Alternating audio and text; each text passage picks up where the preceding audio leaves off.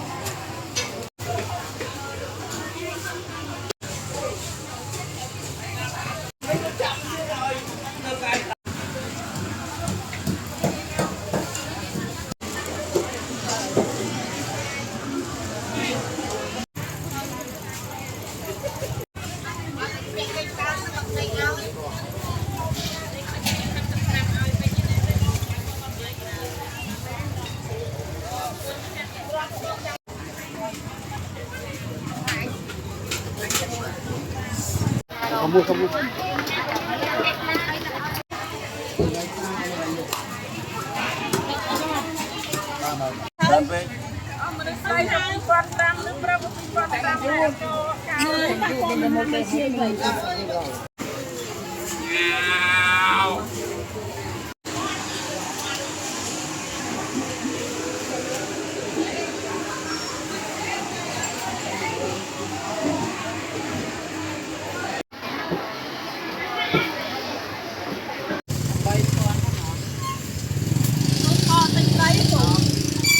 thật đấy. Con nữa để đĩa chua thế sau con này lọc lọc chu lọc ấy đâu rồi mắt chỉ để tích bay thẳng hàng tỷ hàng mùi không phải đâu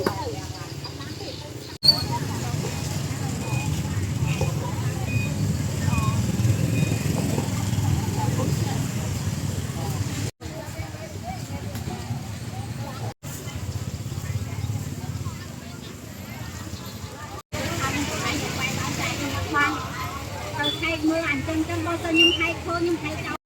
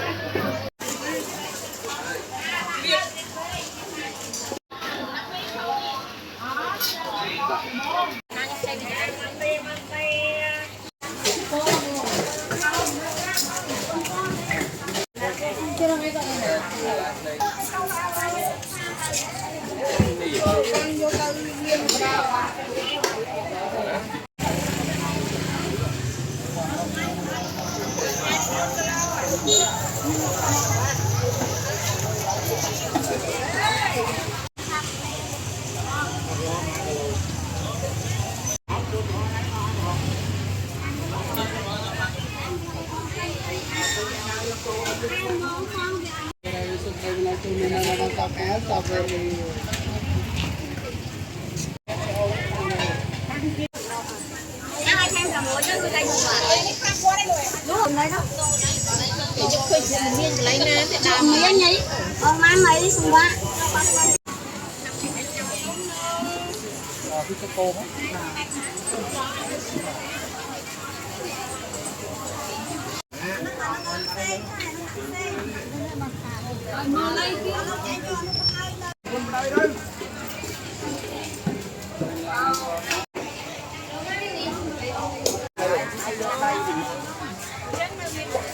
mùi chạp đạp không bị tê này anh đi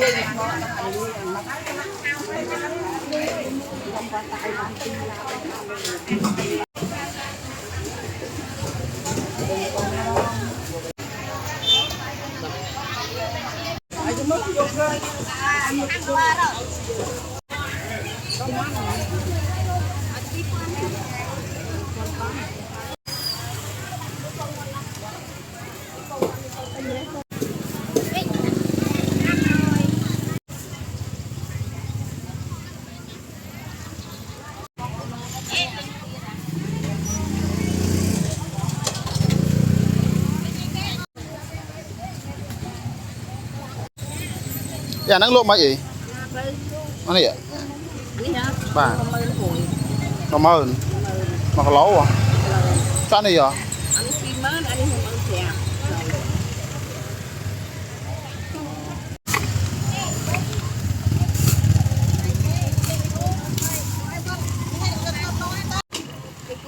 bạn luôn ở dưới trái sao không được gì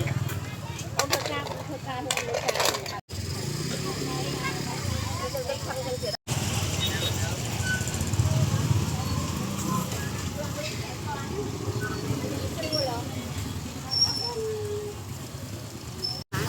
lấy nó ăn mới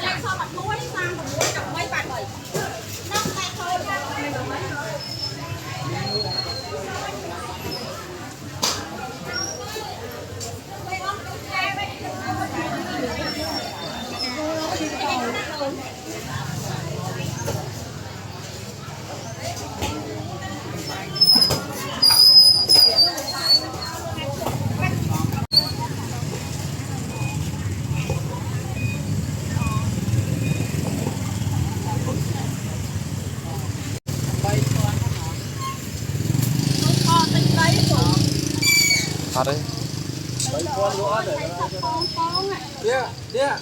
đi chua thế đấy sau con này chọc lò chu lôi đâu rồi chị nên tích bay thẳng hàng tỷ hàng bùn được hàng bao nhiêu